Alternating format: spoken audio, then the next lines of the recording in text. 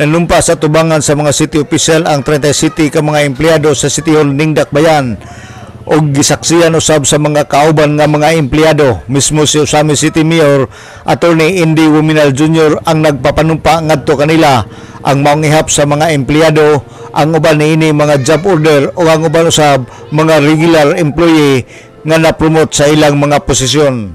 Ang maong kalihukan ang ipahigayon human sa flag retreat niadtong adlaw Biyernes Mayo 31 ning tuiga. Si Mayor Indy Wuminal ang mipahimangno ngadto sa maong mga empleyado nga unta dili magpabuyag og ilang tumanon kun unsa ang ilang gisaad. Matud pa ni Mayor Indy nga misaad kaniya ang maong mga empleyado nga mamahimo sila nga good model aron makatabang sa gipangandoy sa syudad, distrito ug probinsya.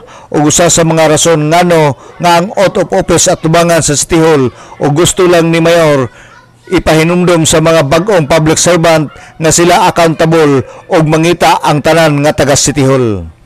Ani ang tipik og kabahin sa pamahayag ni Mayor Indy Wuminal. Kita tanan mga kauban nila diri sa City Hall testigo. Kita tanan makaduog pagsaad nila, paghural nila sa balaod nga kung unsay mga obligasyon nila, unsay kailangan nila buhaton, tumanon gyud nila. No, that will be said in their oath later, no. But ako apong i-share sa inyo ha, nga I asked them, no, I gave them an additional requirement.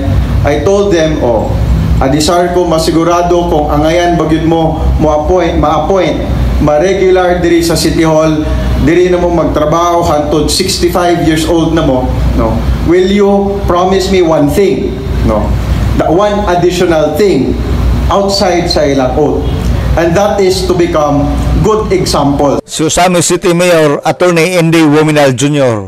Gidugang ni Mayor Indy nganong gibuhat ni nga ang pagpanumpa kanila sinaksihan sa mga kauban nga mga empleyado aron sa pag-inspire o pag-challenge sa uban nga mga workforce sa City Hall.